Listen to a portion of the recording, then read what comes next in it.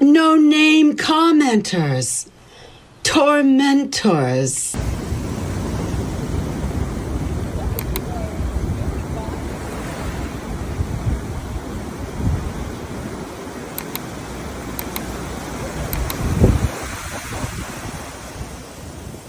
Have to excuse me, I'm obviously filming a video right now.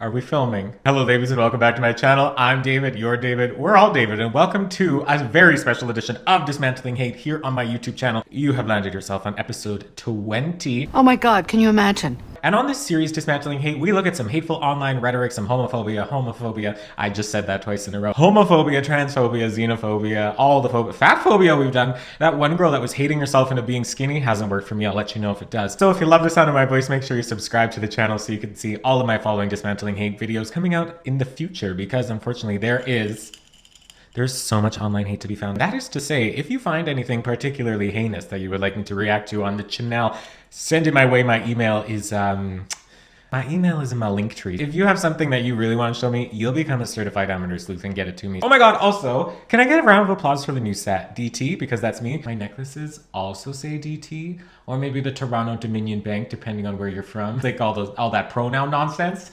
You know, at least I make myself laugh. Today we're going to be looking at the Instagram account by the name of canvas.tube. Now you might be looking at this and you might be going, David, what's going on here? Is this going to be hateful? There's hate in all the little nooks and crannies of the internet. No matter where you are, you're just a stone's throw away from people just shredding somebody else. And honestly, if somebody leaves me a hate comment, whatever, if somebody leaves me a comment and it's funnier than it is mean, I'm still going to laugh at it. What's your point, David? Because I love to laugh more than I love to have an ego. That's good. That's something. Kylie, is that something? That's something. I'm going to write it down. I love these so much. David? Nobody cares. You'll have to, yeah, okay, so we're looking at Canvas Tube. Now, they are an art gallery, and you know, we're not gonna be focused too much on the gallery as a whole. We're going to be looking at one specific video that came across my feed. So, you know, a lot of there's performance art going on. I'm like, I don't know what, this right here, that's questionable. Should we watch it? We're pouring juice into, seems like a drowning hazard. Oh no, the mouth is open. It's questionable. Oh, and then we cut it. Okay. There's all kinds of things. And to be honest, all of this is interesting. All of this is interesting to me. Like, look at this. That is so cool. It's like a Russian doll, but it's split. And just the movement of them like that is so choppy, and it's making me uncomfortable, but I also love it. And then, oh, this one really intrigues me. This one, oh, it moves.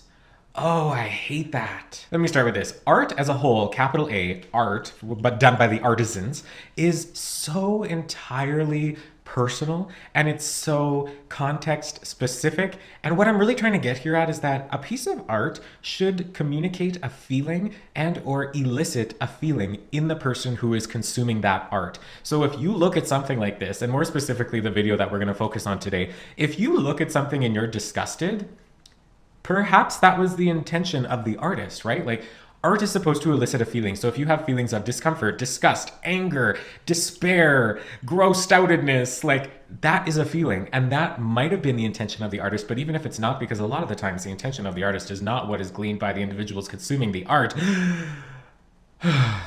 Art's supposed to make you feel something, and even if that something is disgust, that is still good art. We need art to feel happy, and we need art to be grossed out by, and this is that. Here's the video. We're gonna watch it through, and then we're gonna read the comments.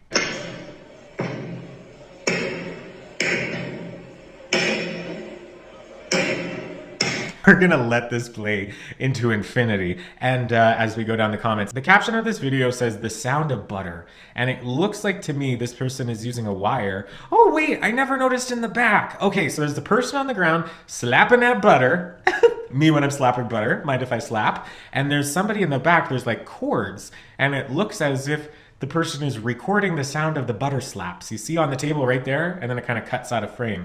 So the sound of butter makes a lot more sense now, doesn't it? This is interesting. I'm sorry, if you think this is stupid and a waste of time and whatever, you may not necessarily be wrong, but you can't tell me you don't feel something when you watch this. I don't know, there's something about this and a comment on the human condition. Maybe I am reading way too far in this, which is a specialty of mine. I don't care. I'm not going to be permanently affected by this whoever slapping some butter on a museum floor. If I saw this in real life, I would definitely, sorry, I don't know what I would do. Would I take a video? I'd probably take a video. Like, we haven't really got to the hate yet, right? Because that's what we're doing here, dismantling hate, you know, the premise of this series. Okay, let's go down the comments. Top one, 75K a year for art school to hear butter being smacked. Ew, no, David. Sending hate from Chicago. I do love that comment because it's a play on the sending love from Alberta, if I gave my example. But I just love that, sending hate from wherever you are.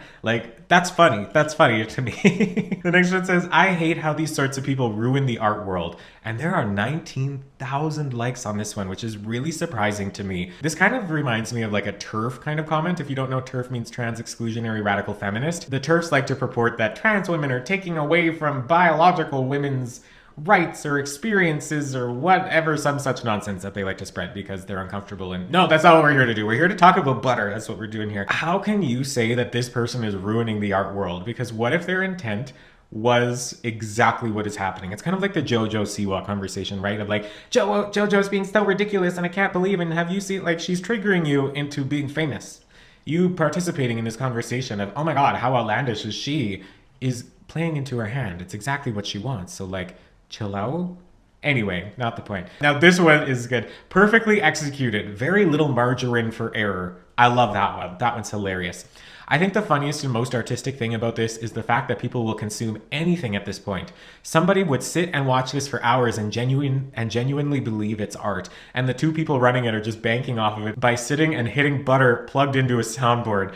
The simplicity of conning humanity is actually ridiculous. Okay, but this comment that this person wrote on this page, and now we're here talking about it, it continues this idea of a conversation that I believe is to the betterment of humanity, because now you're watching this video and like the simplicity of conning humanity, like we need to know about this. Capitalism is tearing us apart. There are no ethical billionaires. We need to eat them. No, I'm kidding. I'm kidding. Well, that's simply not true. Okay, this one, non-binary butter whacker. Now, I think they might assume that this person is non-binary, probably only because of the haircut. But I can't lie and say I didn't think the same thing. And I'm non-binary. And I think if somebody said that to me, I would think that's funnier than it is mean. Maybe this person... I just accidentally read the next comment. Okay, it says her pronouns must be he/ha. Like, it's good, he/ha. I don't really understand what that means, but again, we're talking about pronouns because this person might be seen as being queer. I think that is an assumption that is being made because there is a possibility that this person isn't queer. Came to visit my exhibit there next week where I just flick cream cheese at a mirror. But you know what though? Do it. Like, is that, I don't know if that's kind of funny. That's kind of fun too. This isn't art. This is something you can witness in a public high school. I don't know what high school you went to, girl. They weren't hitting butter like this. They were hitting the queers in the parking lot like this. Oh, that's too real. Oh no. That's too real. We finally crossed the line. That's too much. No. I work at a mental institute and I see this every day. 59,000 likes. That's crazy. Consider this though. Is the art that we're watching, is the art in the room with us right now? No. Did the art take place for the people in the room watching? Did the art take place for the artist when they were planning it? Did the art take place when the artist was doing this butter whacking? I just can't stop saying butter whacking. Did the art take place for me now watching it? Or is the art for you? Is the art the comment section? It's just overall something like this creates a conversation, and that inherently proposes to me that this is art. I don't care what you think. It doesn't matter if you think this is ridiculous, a waste of time, stupid, anything. You may be right. I may agree with some of those descriptors. However, it's still art. I'm sorry. Now this one, I can tell you one thing. 70% of the people in that room belong to the LGBTQ community. I don't know if that's necessarily right. They may very well be correct. I find that a lot of queer people like going to art museums, myself included. Should we click on it? I almost don't want to click on it. Let's click on it. The next one says, also gay, and this is stupid as hell. We are human beings, believe it or not, just like you. We all have our own thoughts and feelings despite your best efforts to say otherwise. There it is right there. It is discriminatory to assign a broad generalization to an entire community of people as if one example serves as a monolith for the entire community. The way that I'm getting such good quality practice by talking about harmful rhetoric out in the world is just unparalleled. So I hope you're feeling that watching that from me. I hope you're learning a bit of how to talk about some of these hateful things if you're comfortable to do so when you're faced with them in the wild. Like, okay, you may be gay or not. That doesn't mean if you're gonna hate this or love this. I'm sure I would find straight people that love this as well. And you know what? Yeah, spoiler, I love this. I think it's just where you're making the video about the butter whacker. It might also be just because the fact I like saying butter whacker, but the jury's still out on that. Concerns from Australia. See, that's funny. That's funny because now it's not even a play on hate from Australia. It's now concerns from Australia, which is good. I love jokes that slowly move away from the source content. And then after a while, you're like 25 different iterations from what the actual joke was. That's my kind of humor where nobody understands what you are talking about.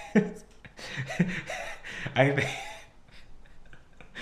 think because there's no uniformity to the way it's like cutting off, it's just these like jagged things. It makes me want to throw up but also cry and turn it off. I don't know, it's very specific. And just because somebody has the ability to do something doesn't mean that they're the ones that have created it. You know what I mean? Like with some of the art on with some of the art that you see online with people saying like, I can't believe you're charging $2,500 for this, I could do it for 40. I'm like, well, do it for 40 then, and start the business and make the shop and promote yourself online and quit your job and buy the supplies and enjoy what you're doing. And like, there's so many things that people don't realize that go into things like this. And honestly, this butter whacker here, I'm obsessed. This butter whacker here, this might be a 48-hour blip in their lifetime, and then they're just never gonna think about it again because it's some random intuition that they followed and they actually followed through with it.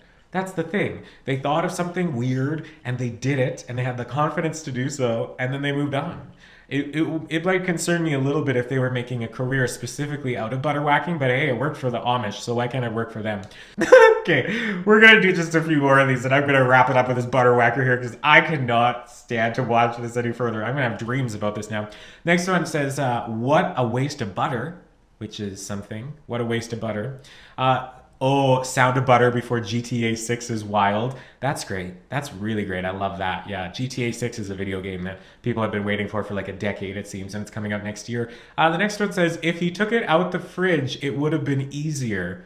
That's funny. I like that. I like that. The sound of softened butter. Hello, butter, my old friend. 50 Shades of Butter. That's pretty good. I like this. Yikes. So like these last few, like I've spent a minute or two actually going through these last few comments, and they get increasingly hateful because I think the ones that are funny get interacted with, so then they go higher to the top. But some of these, like honestly, genocide isn't such a bad thing after all. Like, what a horrific thing to say online. I think that's really the direction that I'm taking this video in here, is because it's not necessarily that this isn't some, like, we talk on this series about hate and dismantling hateful things. And you know what? You might have hate for this piece of art, whether you think it's art, whether you don't think it's art, that almost doesn't matter. The point I'm trying to make here is that what I believe to be a good human being, and I know that's a really big, broad thing, but what I think you need to have, a skill you need to have, a way of thinking you need to have to be a happy, successful, good human being, and most specifically happy, is that when you see something that you don't like, you may even hate it, you cannot assign that negative feeling you feel about one specific thing to an entire community of people. And not even that, to the assumed entire community of people. Because looking at this, do we know that this person is queer? No, we don't. But half of these comments are talking about the LGBTQ community and like art students in this. Like, you can't take one example and assign that to an entire community. And it's crazy that people out here are so fragile? I don't know, fragile, that they have to sit behind a phone screen and type out these hateful things about genocide and war and queer people, all because of the butter whacker. You know what I mean? It's kind of like, you know, when people say that when they drink alcohol and they're like, oh, I only did that because I was drunk, or like, I would never do that sober. I don't believe that to be a thing either. I think you want to do the things that you want to do. And if there are things that you do when you have tasted alcohol that you wouldn't necessarily normally do, maybe you're lying to yourself. That's just what I think personally. But you can't say that you're not a hateful person, and then when you see something that's upsetting to you, automatically just assign that upset to an entire community. It doesn't make sense. Like, I can hate this. Let's say I did hate this. I'm not going to say, that's all the queers. It just doesn't. that materializes really quickly into more hate and even violence against queer people or any group of disenfranchised folks. So be weary about the comments you're making online. They've really, I don't know, like sometimes I feel like people comment into the abyss and they don't think other people can see this, but like there's 65,000 comments on this video. That is redonks. That's redonks. Stop the malarkey. Whoa, who's throwing the M word around, you know? I feel like we need one last good one. All right, let's end with this one. This is good. I could do this. Okay, but did you? Did you come up with the idea for it? Did you get the equipment to do it? Did you have the balls to do some weird shit in front of a crowd of people? No, didn't think so. Snap, David. And that's exactly it right there, because you might think it's weird, you might think it's stupid, but at the end of the day, it elicited a feeling and it made you think. Hell, I'm gonna be thinking about this till I go to bed. Honestly, at the end of the day, if there's something out there in the world that you don't like, the beautiful thing is you can use that little thumb or a finger if you're Gen Z and just scroll to the next thing and not even have to worry about it again in your life. The problem like this is that the way that the algorithm works, if you engage with any content, you are going to be pushed that similar kind of content because the algorithm thinks that you enjoy it. So if you're a hate commenter on specific stupid art things, you are going to be fed more stupid art things on your profile. I don't know if people know that or not. If you don't like something, like when I come across something that I actually don't like online, I scroll really fast because even your watch time can contribute to the kind of stuff you're being pushed. Which I just realized I've been watching this for how long? 33 minutes. So I'm probably going to get some weird recommendations. Maybe that'll give me some future inspiration for these videos. So babies, thank you so much for joining me on this special edition of Dismantling Hate here with me, your host David Day on YouTube. This has been episode 20. And you know what? I want to thank you all for the support that you've given me up to this time. If you like the sound of my voice, go and see the playlist. There are 19 other videos that you can get into. None of them involve the butter whacker, but they are quite queer coded. I'm just some girl out here with a microphone and too many opinions. You know, we're keeping it light. No, we're not keeping it light. We're keeping it fun. No, we're not keeping it fun either. Well, it is fun. We're laughing. These are heavy conversations, but I think they need to be had, and I'm here to leverage my voice to make the world a better place. Okay, don't go out there and send hate to these people. Do not participate in the culture of hate. We may not have Michelle Obama's arms, but we do need her attitude, and when they go low, we go high. And when you go low, the algorithm tracks you and sends you more nonsense stuff like this. Thank you for watching this video. Let me know what you think in the comments. If you like the video, leave a like, do all the things. It really helps to support my channel, and I appreciate you so much for doing that. So thanks again for joining me, and I will see you in the next one. Goodbye.